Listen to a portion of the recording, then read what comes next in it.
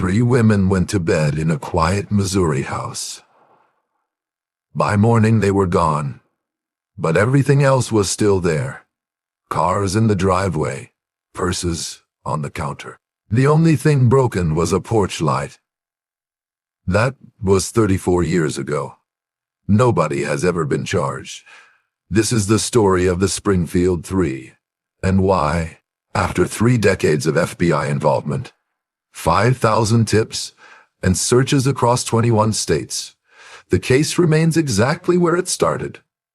Nothing.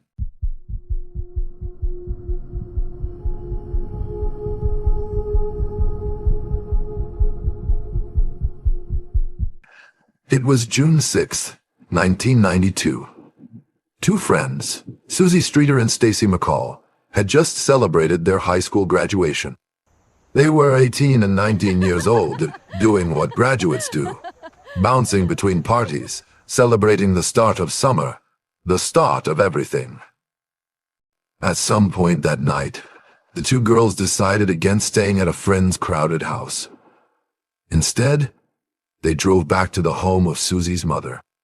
Cheryl Levitt, a 47-year-old cosmetologist, a single mom, and by every account incredibly close with her daughter. The house was on East Delmar Street in Springfield, Missouri. 3 women, 1 house, a normal night. By the next morning, all 3 were gone. Here is where this case stops looking like every other missing persons case you've ever heard of. All of their personal belongings were left behind. Their cars, their purses. Think about that for a second. If you're going to leave, voluntarily, on your own 2 feet, you take your purse, you take your keys, you take something. These women took nothing. There were no signs of a struggle, except for 1 broken porch light globe. That's it. That's the entire physical evidence trail from the scene, 1 broken light. And then there's the detail that still haunts investigators 34 years later. There was a message left on the home's answering machine, one that police believe might have held a clue about what happened. But it was accidentally erased before anyone could properly document it. We will never know what was on that tape. Not the investigators in 1992. Not the FBI. Not anyone, ever. A broken light. An erased tape. 3 women who vanished without taking a single thing with them. That's the entire case. What followed was one of the largest missing persons investigations in Missouri history. Investigators worked through more than 5,000 tips. They searched hundreds of fields and marshes. They followed leads into 21 states and even overseas. As far as Germany, 34 years, 5,000 leads, 2 countries worth of search radius. And not one body, not one confirmed sighting, not one credible suspect ever charged. This case is still listed as an active file with the FBI's Violent Criminal Apprehension Program, ViCAP, to this day. When the FBI keeps a 34-year-old missing persons case open on a national database, that tells you something. It tells you they haven't ruled anything out. And it tells you they still believe someone, somewhere, knows what happened. Over the decades, a handful of names have surfaced. Most went nowhere, but 2 are worth understanding, because they show you exactly how messy a case like this gets. In 1993, a man named Stephen Garrison, a member of a motorcycle gang who was in custody on an unrelated weapons charge, told police he knew what happened. He claimed he had overheard someone confess to killing the 3 women at a drug party. His story: he said the bodies were taken to a hog farm in Webster County.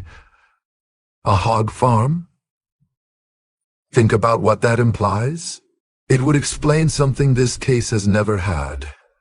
The complete absence of remains anywhere for 34 years. Garrison offered more details, but only if investigators would help get him released from jail. That's the catch with jailhouse informants. Sometimes they know something real.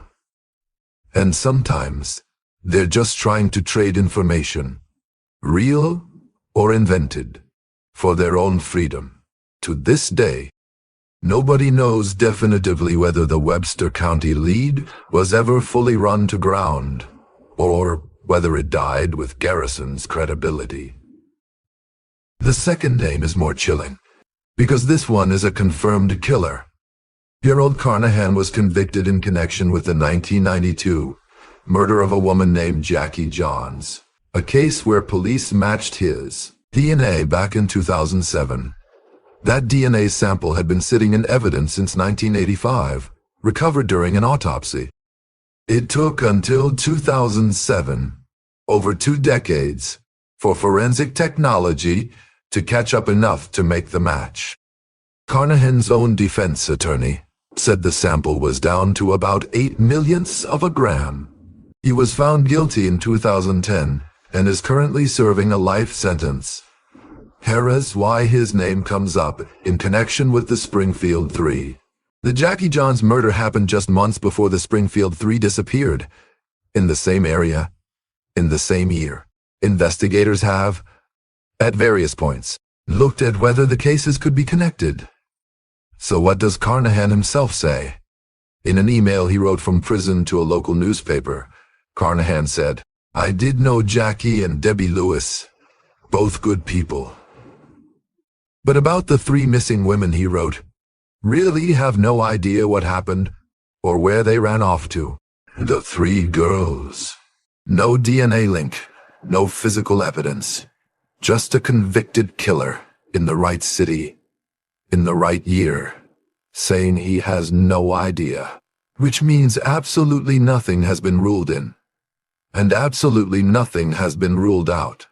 There's one more lead worth mentioning, not because it solved anything, but because it shows you just how exhausting this investigation has been for the people working it.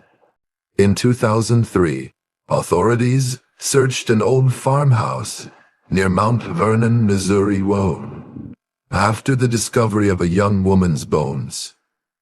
The remains belonged to someone between 19 and 33 years old, right-handed, between 5 feet and 5'2" at the scene. Police also found a cheap chrome-plated copper band, the kind that was commonly made in the 1940s and 50s. For a moment, it must have felt like something, but DNA testing ruled out a match to any of the Springfield 3. The lieutenant working the case at the time told reporters, "I continue to hope that one day we'll receive the lead that really counts." That quote is from over 20 years ago, and as far as the public record shows, that lead still hasn't come.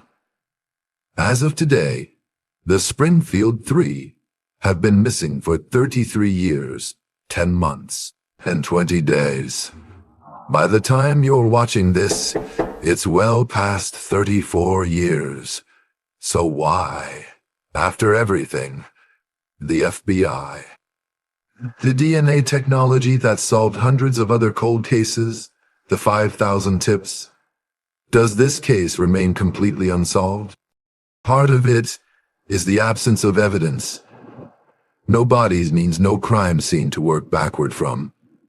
No DNA from a perpetrator. No forensic timeline. Part of it is the era. Forensic genetic genealogy, the technique that solved over 600 cold cases nationwide by comparing crime scene DNA against public genealogy databases, has cracked cases that seemed permanently frozen. But that technique needs a biological sample to start with no remains and no crime scene. There's nothing to run through the database. And part of it, maybe the hardest part, is that whoever was responsible either left absolutely nothing behind, or knew exactly how to make sure nothing would ever be found. A broken light, an erased tape, 3 women who never took their car keys. That's still the entire case file. Somewhere out there, 34 years later, someone knows what happened on East Delmar Street. Maybe it's someone who heard something they shouldn't have. Maybe it's someone who's carried this for 3 decades, waiting to see if anyone's still listening. The case remains open with the FBI. The Springfield Police Department's cold case unit is still working it. If this case ever gets solved, it won't be because of a dramatic twist. It'll be because someone somewhere finally decided to talk. If you want to go deeper on cold cases like this, including how DNA technology is finally cracking cases that sat frozen for decades, subscribe. Because we're covering more of these every week. The truth doesn't stop when this video ends. Another mystery is already waiting in the shadows. Like, subscribe, turn on notifications, and join us for the next investigation.